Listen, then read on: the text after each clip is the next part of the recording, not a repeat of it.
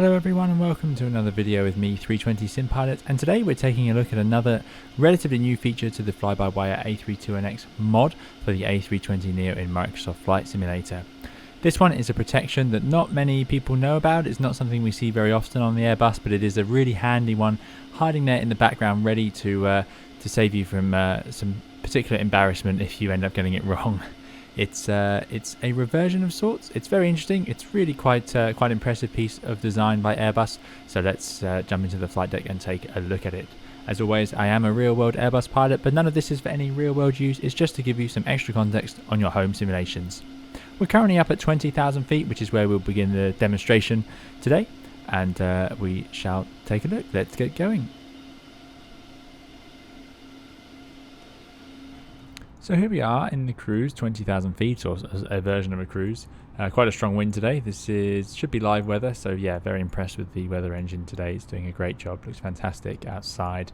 But what we're going to do is, here we go, level at 20,000, is we're going to look at a system in the Airbus, a mode in normal law that's available whilst using the autopilot, and it is going to prevent us from selecting an inappropriate vertical speed.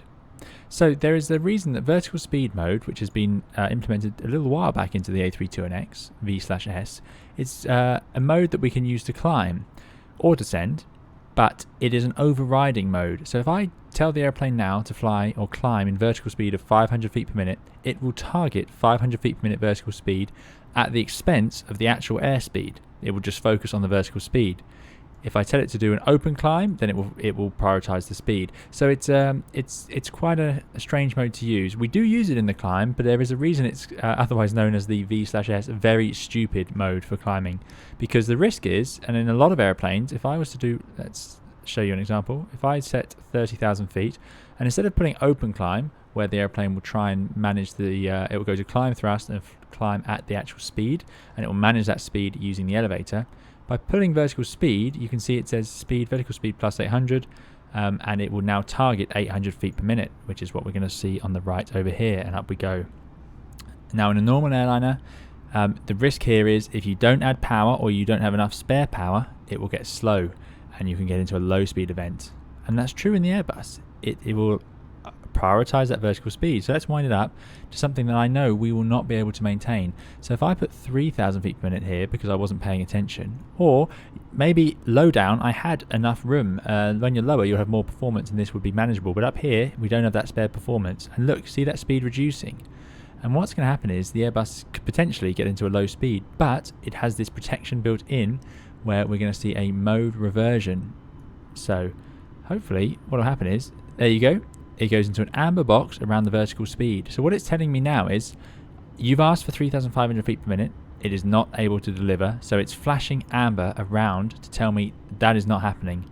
What it's actually doing, as you can see the vertical speed over here, is not at 3,500 feet per minute like I've asked, it is actually at 2,300 as it tries to balance itself to make sure it doesn't get too slow.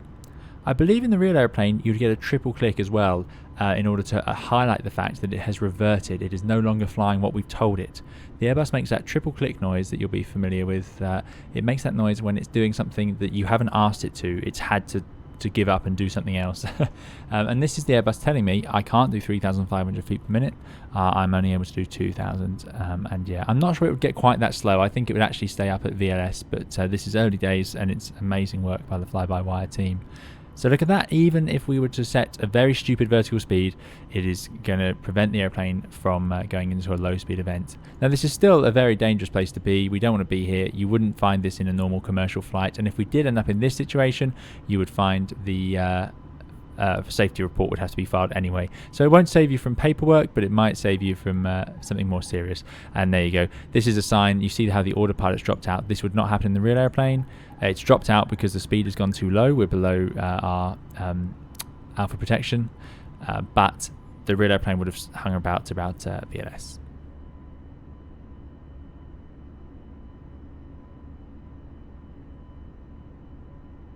So this mode is actually known by Airbus, I believe, as the speed protection, and it's called speed protection due to excessive vertical speed. And it works obviously as we've seen. in the low speed range, where I'm trying to force the airplane to climb at an angle that it is not capable of doing.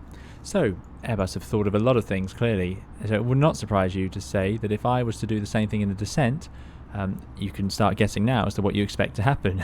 So we're back here again, speed, out and heading mode with the autopilot engaged. It's very important I point out that the autopilot will probably need to be engaged. I suppose if you're following the flight directors you could get a similar result, but it would have to revert it either way.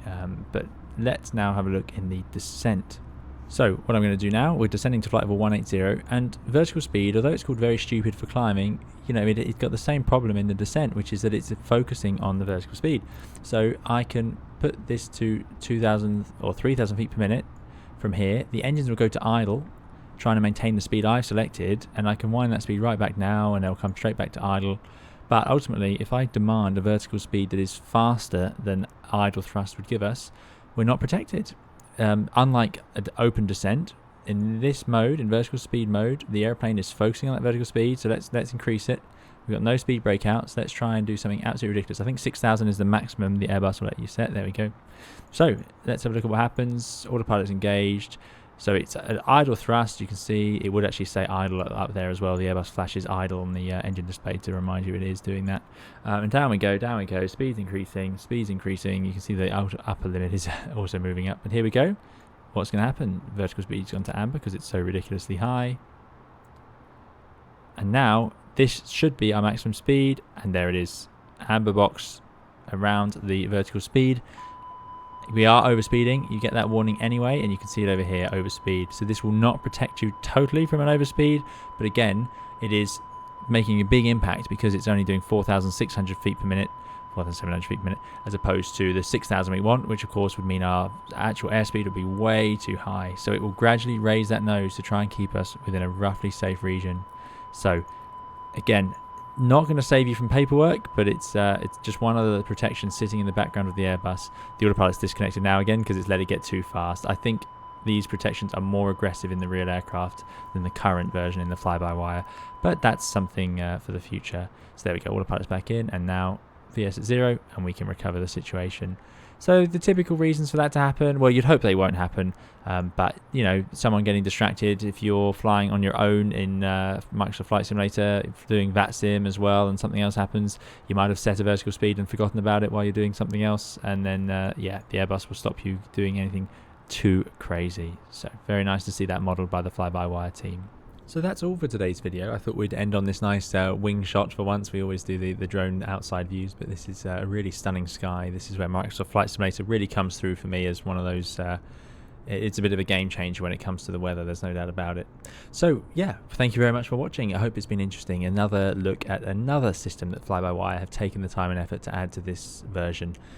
It is really nice to see, and it's one of those rare little protections in the Airbus that hopefully most pilots won't know about it.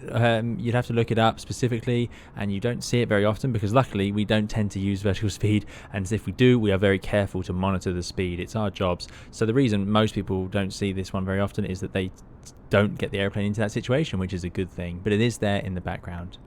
There'll be plenty more guides and tutorials where we talk about the Airbus coming up on this channel, as well as plenty of live streams in the Airbus and other airliners, so do please subscribe if you'd like to see more of that. Otherwise, please keep very safe, and well, we'll see you again in another video or live stream soon. Thank you, bye bye.